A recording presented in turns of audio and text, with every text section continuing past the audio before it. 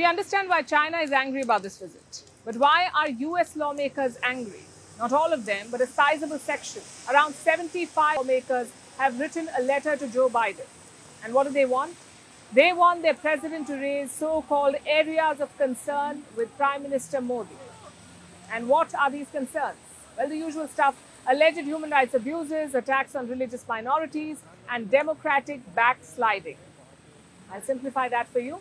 These lawmakers want Joe Biden to lecture Modi on democracy, as simple as that. But who are these 75 people? All of them are Democrats, just like Biden. There are 18 senators and 57 members of the House. You may know some of them, like Bernie Sanders. He's technically independent, but he sits with the Democrats. Elizabeth Warren is another name on this list. So is Pramila Jayapal. These members are part of the so-called progressive wing of the Democratic Party. I guess progressive means meddling in other countries. The letter uses a very complex strategy. It doesn't oppose Prime Minister Modi's visit, neither does it say anything against India-US relations. In fact, it strongly advocates both. Let me quote from what it says. "We join you in welcoming Prime Minister Modi to the United States. We want a close and warm relationship. That is why we respectfully request that you also raise directly with Prime Minister Modi areas of concern." How absurd is that? Imagine you've invited someone to your home, you welcome them, saying that it's a pleasure to host. But after that, you unleash a rant.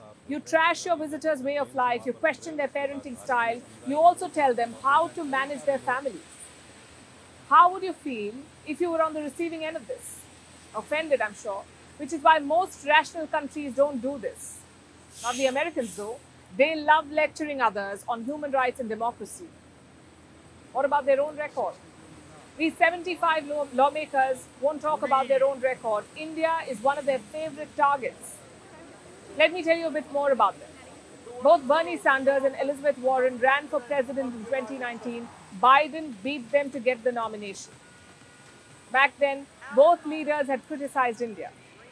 This was around the time when India revoked Kashmir's special status. Sanders and Warren felt that they had to say something about it. I guess gun violence and racism were not pressing enough. Pramila Jayapal is no different. She pushed a resolution on Kashmir in 2019. I say resolution, but it was more of a diktat.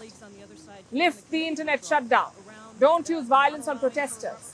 Remember, this is a US lawmaker telling India how to administer its own province. Needless to say, the resolution was defeated. But imagine the opposite happening. What if an Indian MP proposed a resolution telling Biden how to solve the migrant crisis in Texas or the abortion bans? It's absurd, which is why it won't happen. A few other lawmakers have gone beyond these 75, like these two, Rashida Tlaib and Ilhan Omar. They did not even sign this letter to Biden. Why? Because they don't think Modi should be here in the first place. Both Tlaib and Omar will boycott the Prime Minister's speech to the US Congress. What explains this attitude? Well, one reason could be domestic politics. Both Tlaib and Omar represent areas with a sizable Muslim population. And that vote bank is key to their electoral success. So what do? Well, they talk about alleged Islamophobia elsewhere. And India is on their radar, but it's not the only one. Israel is another country that these lawmakers regularly target. Both Omar and Tlaib have voted to stop selling weapons to Israel. My point is, this position helps them. It helps their politics. It helps to rally their voter base. And that's one of the reasons why they do what they do. The second is America's historical problem with lectures. They never seem to stop. These lawmakers feel it's their job to export democracy. But what authority do they have? An average congressional district has around 7 lakh people. That's the total population, not just the voters.